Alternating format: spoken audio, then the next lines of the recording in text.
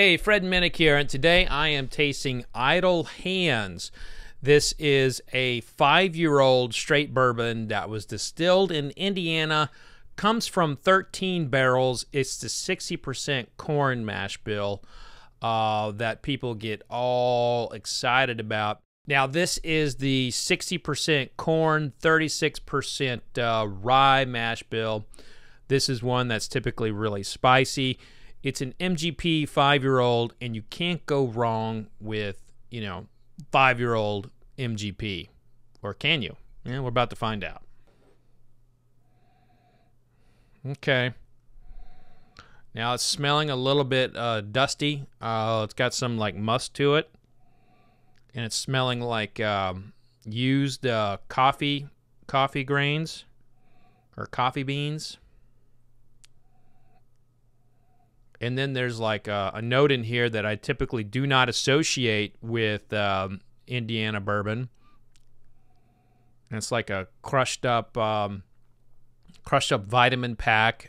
Some may say it expresses like a Flintstone vitamin, but this is more like the airborne vitamins that you take before you get on an airplane. Kind of more citrus forward, but that coffee note here and that musk note are very strong. Got to tell you, the nose going in, I'm not really too excited about this.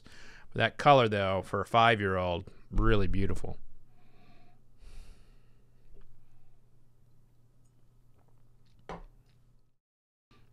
Well, the palate's definitely more attractive than the nose. It's still, a little flat for me. Like it just touches on a couple points of the palate. It's kind of like a mid palate and toward the back palate, and then very, very subtly going down the jawline.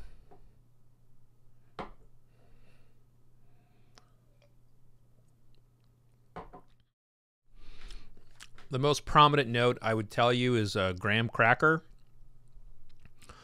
There's definitely a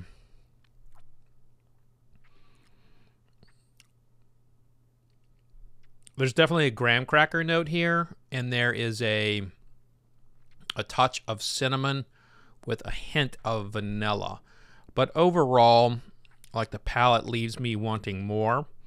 It's a very short finish, and I don't feel like that this is a good example of some of those Indiana bourbons that we've tasted from MGP.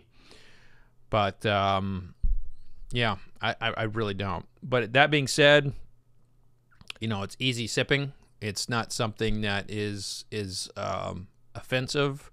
It's approachable. It just doesn't have those complicated notes that I would like to see. And maybe that's because, like, at 5 years old, MGP is just kind of like, and there might be some older barrels in here. I do taste some like older, some like olderness, some older kind of like woodier kind of notes in there. But overall, it's kind of flat. But that's going to do it for this tasting. But you should check it out for yourselves.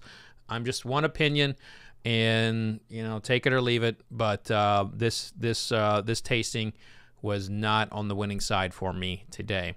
But that's going to do it for this episode. Make sure that you click the subscribe button if you want to learn more about American whiskey, and if you want to join the member community, get on in there and see what it's all about. Lots of cool insider stuff happening there. But be safe out there, folks. No licking handrails, no licking trash cans. And remember, vodka sucks unless it's being used for hand sanitizer. Cheers, everybody.